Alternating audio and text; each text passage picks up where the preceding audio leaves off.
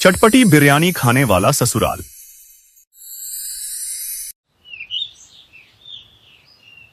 रिया की शादी मोहित से हुई थी। रिया और मोहित ने घर को बहुत अच्छे से संभाला हुआ था और रिया के ससुर केशव गांव के बाजार में बैंगन का ठेला लगाया करते थे। एक दिन केशव जब शाम को ठेला बंद करके घर आता है तो अपनी बहू रिया से कहता है, रिया बहू, मैं कुछ दिनों के लिए गांव रहने के लिए जा रहा हूँ। मेरे भाई की तबीयत बहुत खराब है और उसे मेरी बहुत याद आ रही है। शकुंतला को अपने साथ नहीं लेकर जा रहा क्योंकि सफर करने से उसकी तबीयत खराब हो जाती है और रजनी तुम्हारे घर के कामों में मदद करवा ही देती है, तो तुम घर का अच्छे से ध्यान रखना। ठीक है पिताजी, आप इस घर की बिल्कुल भी चिंता मत कीजिए।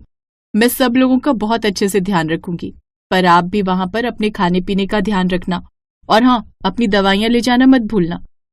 हाँ बहू, मैंने तत्काल में टिकट करवा ली है, लेकिन मेरे पास ये 5 किलो बैंगन बच गए हैं।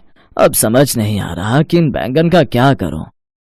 आप इतनी चिंता क्यों करते हैं पिताजी? जब आप इतने सारे बैंगन छोड़कर जा रहे हैं तो जाहिर सी बात है कि मैं इन बैंगन का कुछ न कुछ तो जरूर बनाऊंगी।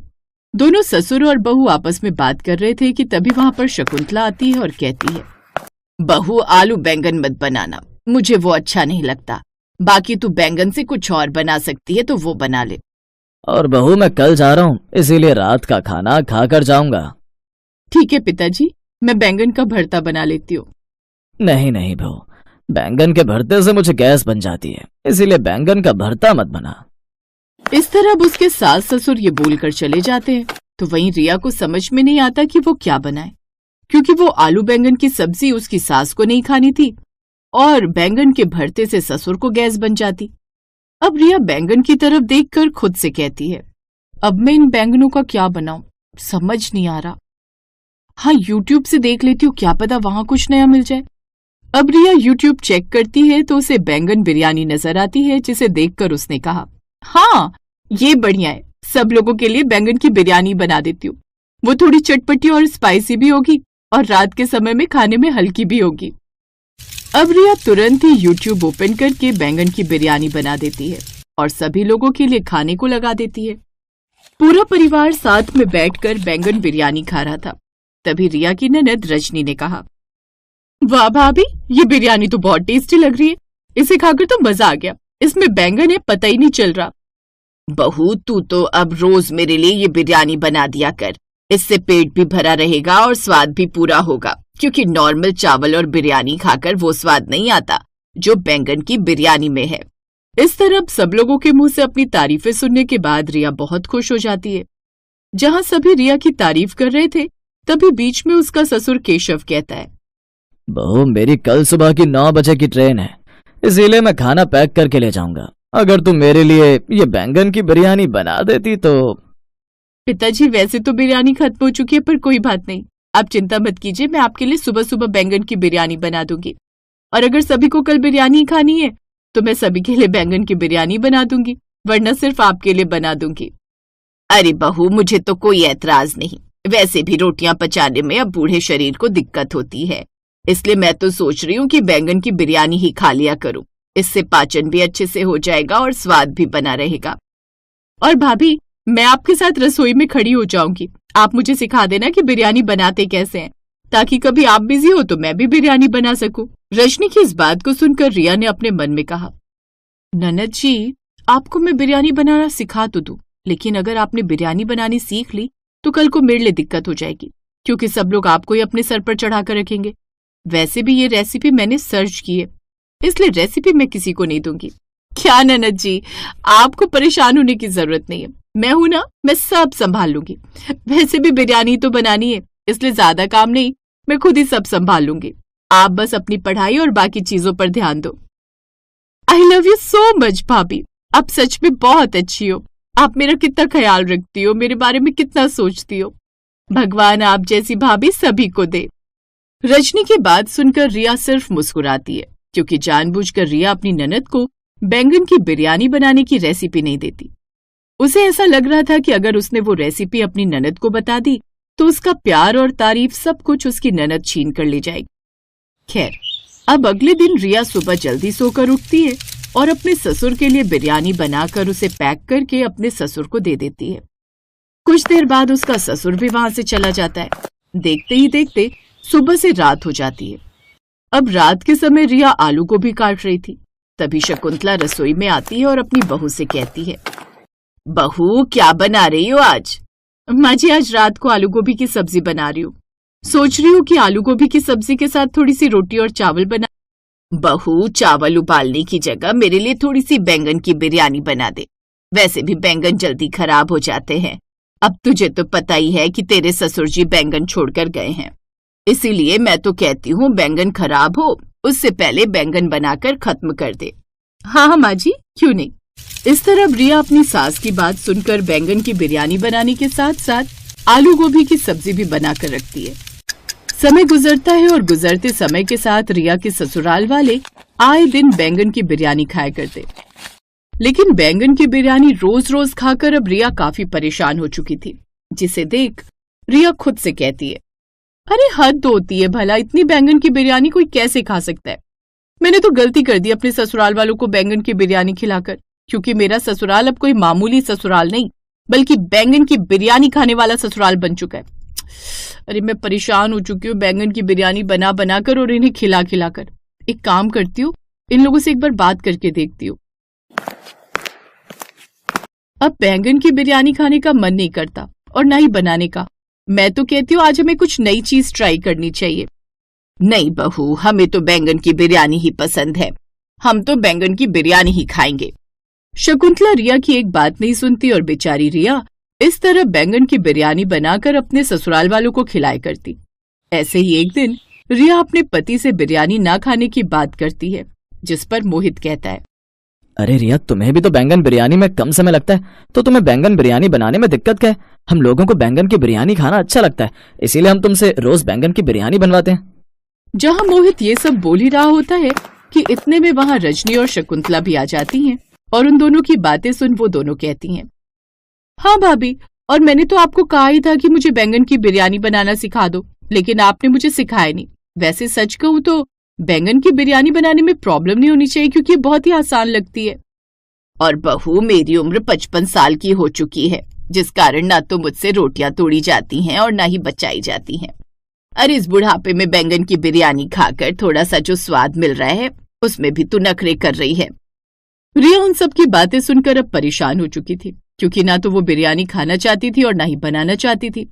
लेकिन उसके परिवार वाले सिर्फ बैंगन की बिरयानी ही मांगते। अब क्या था, और बैंगन की बिरयानी बनाने के दौरान वो खाने में कुछ ज्यादा ही मिर्च डाल देती है। अब थोड़ी देर बाद जब सभी लोग बैंगन की बिरयानी खाते हैं तो, हाय दैया, अरे बहू, तूने कौन से जन्म की दुश्मनी निकाली है? हमसे बता दो कि बैंगन की बिरयानी में इतनी मिर्च कौन डालता है? हाय हाय, मेरी तो जुबानी जलकर खाक हो गई। कहा माँ, अरे तीखी तीखी चीजें तो अच्छी लगती हैं, वैसे भी भाभी ने हल्की सी तो मिर्च डाली है। भाभी, अब आप बैंगन की बिरयानी इसी तरह चटपटी बनाया करो। रजनी, तेरा दिमाग तो खराब नहीं हो गया ना? अगर रोज रोज इस तरह तीखा खाएगी तो पता भी है कितनी दिक्कत हो जाएगी। अब मैं तो बैंगन की बिरयानी खाने से रहा। देखो रिया, तुम मेरे लिए और कुछ बना दिया करना, लेकिन ये बैंगन की बिरयानी मत बनाया करो। इस तरह शकुंतला और मोहित की अकल तो ठिकाने आ जाती है। लेकिन अब रिया का टारगेट उसकी ननद थी, क्योंकि उसको तीखा भी बहुत पसंद था और बिरयानी भी। ऐसे समय बीतता है और एक दिन रिया रजनी को डराते हुए कहती है, ननद जी, बैंगन गर्म होता है, अगर तुम रोज रोज बैंगन की बिरयानी खाओगी तो तुम्हारे चेहरे पर मुहासे आ जाएंगे और तुम मोटी भी हो जाओगी, पेट में जलन होगी और वो चेहरा अलग खराब होगा। वो देखो, मैं तो कहती हूँ कि अभी तुम्हारी शादी होनी बाकी है, अपनी सुंदर चेहरे पर क्यों इतनी परेशानियां लेकर घूमना चाहती हो तुम? कहते हैं लड़कियों को अपने चेहरे से काफी प्यार होता है, और ऐसा ही रजनी के साथ था। रजनी भी खुद के शरीर से बहुत प्यार करती थी, इसलिए अब वो अपनी भाभी की बात में आ जाती है और वो बैंगन की बिरयानी खाने से मना कर देती है। इस तरह अब रिया का बैंगन की बिरयानी खाने वाला ससुराल एक आम ससुराल बन जाता है और अब उसके घर में बहुत ही कम बैंगन की बिरयानी बनती।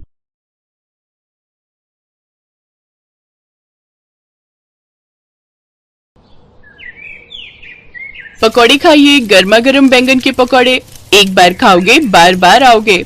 सलोनी बहुत ही गरीब थी, लेकिन उसके हाथों के बने बैंगन के पकौड़ों में बड़ा ही स्वाद था। वाह बहन, तेरे हाथों में तो जादू है, जादू। बड़े मजेदार हैं ये बैंगन के पकौड़े। हाँ, शुक्रिया भैया, अपने आंगन में लगी क्यारी से ताजा ताजा तोड़ कर लाती हूँ बैंगन। सलोनी के पकौड़े दूर दूर तक फेमस थे। लोग दूर गांव से उसके पास पकौड़े खाने आते थे। सलोनी का पति महेश बीमार रहता था, जिस कारण वो कोई काम नहीं कर पाता था। पहले वो ठेला महेश ही लगाता था, लेकिन उसकी इतनी कमाई नहीं हो पाती थी। लेकिन जब से सलोनी ने पकौड़े बनाकर बेचना शुरू किए तो उसके पास कई लोगों की भीड़ लगी रहती। सलोनी के साथ उसका 10 साल का बेटा भी अपनी माँ की ठेले पर मदद करता था। एक रोज घर पर सारी कमाई इनके इलाज में खर्च हो जाती है और बाकी घर खर्च में कुछ बचत हो ही नहीं पाती। मैं ही बोझ हूँ तुम सब पर। ऐसा क्यों बोलते हो जी, मैंने ऐसा कब कहा? एक रोज सलोनी ने देखा कि उसके ठेले के सामने एक दूसरे पकौड़े वाले ने ठेला लगा लिया है। वो तरह तरह के पकौड़े बनाकर बेचता था। वो पकौड़े वाला बड़ा ही चालाक था। उसने सस्ते पकौड़े बेचने शुरू कर दिए। आलू प्याज गोभी के सस्ते सस्ते पकौड़े ले लो। अरे वाह, सस्ते पकौड़े। चलो चलो आज उसी के पकौड़े खाते हैं। अपने ग्राहकों को दूसरे ठेले पर जाता देख सलोनी परेशान हो जाती है। वो ठेले वाला अब हर रोज सस्ते पकौड़े बनाकर बेचने लगा, जिससे सलोनी के ग्राहक उसके ठेले पर जाने लगे। सलोनी की कमाई काफी कम हो गई। रोहन बेटा, सब ग्राहक तो सामने वाले ठेले पर ही खाने जा रहे हैं। हमारे पकौड़े खाने तो कोई नहीं आता। अगर ऐसे ही चलता रहा तो हमारा घर कैसे चलेगा? हाँ माँ, हमें कुछ सोचना पड़ेगा। दूसरी तरफ बिरजू अब बहुत खुश था। उसकी ठीक ठाक कमाई हो जाती थी। वाह वाह, अच्छी कमाई होने लगी है। लेकिन मेरी आधी बचत तो महंगी महंगी सब्जियां खरीदने में चली जाती हैं। तो क्यों ना मैं अब ग्राहकों को सस्ती और बासी सब्जियों के पकौड़े बनाकर बेचूं। वैसे भी अब तो मेरे ग्राहक बंध गए हैं। गर्मा गर्म पकौड़े होने के कारण वैसे भी उन्हें कुछ पता नहीं चलेगा। अगले दिन बिरजू बाजार गया और सस्ती सब्जियां खरीदकर उनके पकौड़े बनाकर बेचने लगा। सस्ते और गर्मा गर्म मजेदार पकौड़े खा लो। 10 रुपए की 250 ग्राम पकौड़े। तभी उसके पास एक बड़ी सी गाड़ी आकर रुकती है, जिसमें से कुछ लड़के बियर की बोतल लेकर उतरते हैं। अरे ओ, गर्मा गर्म बैंगन के पकौड़े बना दे। जी जी मालिक, अभी बनाता हूँ। पकौड़े लेकर बियर के साथ अपनी गाड़ी के ऊपर रखकर खाने लगते हैं। ये देख सलोनी उनके पास आकर बोली, भाई साहब, यहाँ दारू मत पीजिए। मैं एक महिला हूँ और दारू के कारण कोई ग्राहक नहीं आएगा। अबे ये रोड तेरे बाप की है क्या? है? और वैसे भी तेरे ठेले पर तो कोई भी नहीं है। हम तो इस पकौड़े वाले के यहाँ खड़े हैं, तो तेरी क्यों जलती है रे? और अगर तुझे कोई दिक्कत है तो अपना ठेला यहाँ से हटा ले, समझी? तभी बिरजू भी आग में घी डालने का काम करता है। हाँ ठीक कहा साहब। अब वो लड़के हर रोज वहाँ आकर पकौड़े खाते और शराब पीते। ये देख अब सलोनी के पास बचे खुचे ग्राहकों ने भी आना बंद कर दिए। सलोनी अब बहुत परेशान रहने लगी। फिर उसके बेटे ने कहा, माँ लगता है ये ऐसे नहीं सुधरेंगे, हमें पुलिस को बताना होगा। तू ठीक कहता है बेटा। सलोनी ने पुलिस वाले को बुलाया, लेकिन वो उल्टा उसी पर चिल्लाने लगे। तुम लोगों को यहाँ ठेला लगाने की अनुमति किसने दी? साहब आपके रहते हमें किस चीज की परेशानी है? जरा रुकिए, मैं अभी आया। बिरजू बहुत चालाक था। वो झट से गर्मा गर्म पकौड़े और कुछ रुपए लाया और उस पुलिस वाले को दे दिए। पुलिस वाले ने उसे कुछ नहीं कहा, लेकिन ममता के पास उसे देने के लिए कुछ नहीं था और उसे जल्दी वहाँ से ठेला हटाने की धमकी देकर चला गया। अब सलोनी दिन रात परेशान रहने लगी। एक तो वैसे ही काम नहीं चल रहा, ऊपर से ही पुलिस वाला इनकी दवाइयां भी नहीं ला पा रही और खाने के लिए भी घर में कुछ नहीं बचा है। लेकिन सड़ी गली सब्जियों के पकौड़े खाकर ग्राहक बिरजू के पास शिकायत लेकर आने लगे। अरे तुम्हारे पकौड़े खाकर तो मेरी तबीयत ही खराब हो गई। कल से पेट में बहुत दर्द है। मुझे भी डॉक्टर के पास जाना पड़ा बे। तुम्हारे सस्ते पकौड़े तो हमें बड़े महंगे पड़ गए बे। और मेरी बेटी तो बीमारी हो गई, अब वो अस्पताल में भर्ती है। ग्राहकों ने गुस्से में उसके ठेले को तोड़ना शुरू कर दिया। ये देख सलोनी ने सबको रोकने की कोशिश की। रुक जाइए, इन्हें एक मौका और दीजिए। जो हमारा नुकसान हुआ है उसकी भरपाई कौन करेगा? इसमें इसकी क्या गलती है? आप लोगों को ही तो सस्ते पकौड़े खाने थे, कम दाम में ऐसी ही चीज मिलेगी। ये सुनकर सभी ग्राहक शांत हो जाते हैं और वहाँ से चले जाते हैं। फिर सलोनी अपने बेटे के साथ उसके ठेले को उठाती है और दोनों उसका सारा सामान ठेले पर रख देते हैं। ये देख बिरजू को अपनी गलती का एहसास होता है और वो सलोनी से हाथ जोड़कर माफी मांगता है। मुझे माफ कर दो बहन, मैंने तुम्हारे साथ कितना गलत किया, लेकिन तुमने मेरी फिर भी मदद की। अब से हम दोनों अलग अलग ठेला नहीं बल्कि एक ही ठेला लगाएंगे, जिसमें हम ताजे ताजे बैंगन के पकौड़े के साथ साथ हर तरह के ताजी सब्जियों के पकौड़े बनाकर बेचेंगे। जैसा आपको ठीक लगे भाई साहब। उस दिन के बाद से दोनों ने एक ही ठेला लगाया, जिससे उनके पास खूब ग्राहक आने लगे। फिर सारे दिन में जो भी कमाई होती उसे वो आधी आधी बांट लेते। एक रोज वही तीनों शराबी लड़के वहाँ आए और पकौड़े मांगने लगे। यहाँ शराब पीना मना भैया, आप कहीं और जाकर ये सब करिए, नहीं तो आपको पकौड़े नहीं मिलेंगे। बिरजू पर हाथ उठाना शुरू ही किया था कि तभी सलोनी और रोहन भी डंडा लेकर वहां आए। एक डंडा उन्होंने बिरजू के हाथ में दिया। फिर तीनों ने उन लड़कों की खूब पिटाई की, जिसके बाद वो अपनी गाड़ी में बैठकर फरार हो गए और फिर कभी वहां नजर नहीं आए। Best buddies. Hello friends, Thanks for watching this video. अगर आपको ये वीडियो पसंद आया है तो प्लीज लाइक, सब्सक्राइब, कमेंट्स करें इस वीडियो पर और हाँ, शेयर करना भी ना भूलें।